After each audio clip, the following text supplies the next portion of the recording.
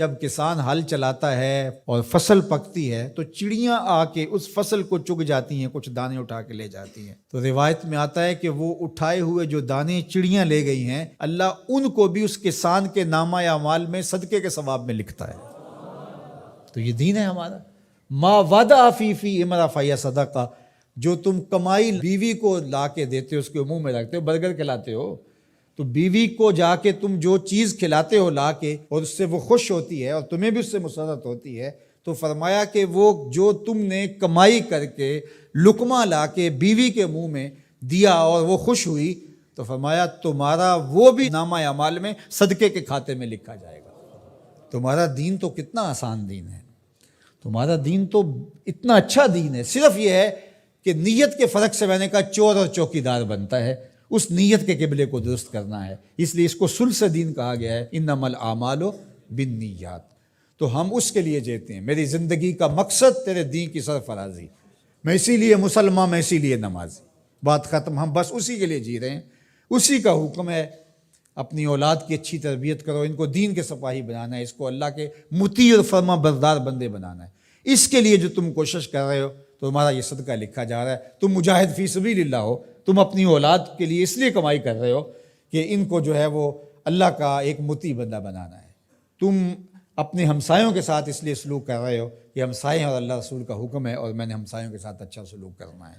تم رشتہ داروں کے ساتھ نبھا رہے ہو ان کے تلخ رویوں کے باوجود بھی کہ اللہ رسول کا حکم ہے، لہٰذا میں توڑ تو نہیں سکتا، لہٰذا اللہ اس کا بھی تمہیں اجر عطا کرے گا۔ ان تلخ رویوں کا تمہیں تمہارے نامہ اعمال میں اجر و ثواب لکھا جائے گا جو تم سہتے ہو اور برداشت کرتے ہو۔ تم سردی سہتے ہو، تم گرمی سہتے ہو، تم مشکلیں سہتے ہو، تو یہ ساری تمہارا دین ہے۔ چونکہ تمہارے دین کو اللہ نے بہت خوبصورت بنایا ہے، تمہارا دین اور تمہاری دنیا الگ نہیں ہے۔ ایک صحابی کو حضور نے دیکھا کہ وہ بہت کمزور تھا، تو فرمایا کہ تمہاری یہ کیا حالت ہے، تم اتنے کمزور ہو؟ اس نے کہا میں نے اللہ سے ایک دعا مانگی تھی، شاید وہ قبول ہو گئی ہے۔ فرمایا کیا ہوا؟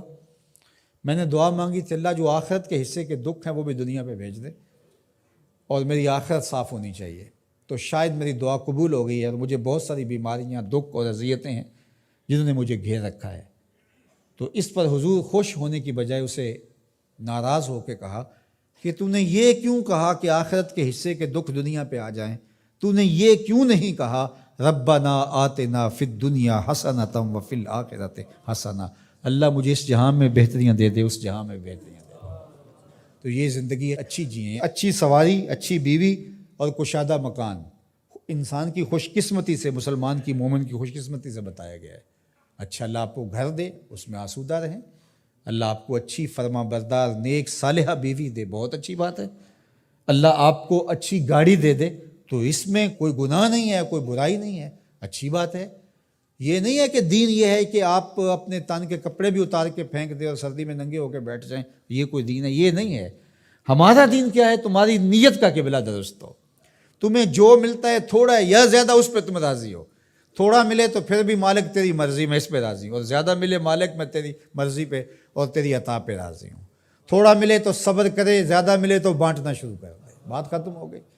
اور کاروبار کرے تو اللہ کی رضا کے لیے جائے، اور بچوں کو ایک اچھی تربیت کی نیت سے گھر سے نکلتا ہے۔ حتیٰ کہ جو کاروبار کرتے ہوئے مشقتیں آتی ہیں، ٹینشنیں آتی ہیں، پریشانیاں آتی ہیں، جھٹکے لگتے ہیں انسان کو، گاہک کے رویے کی وجہ سے کسی نے ادھار لے لیا، وہ پیسے نہیں دے رہا، بار بار اس کو کہنا پڑتا ہے، اس کے سخت اور تلخ رویے ہیں، یہ جو جھٹکے اور تکلیفیں اور جو ٹینشنیں آتی ہیں، اس تاجر کو اللہ کی جانب سے اس کا بھی ثواب عطا کیا جاتا ہے۔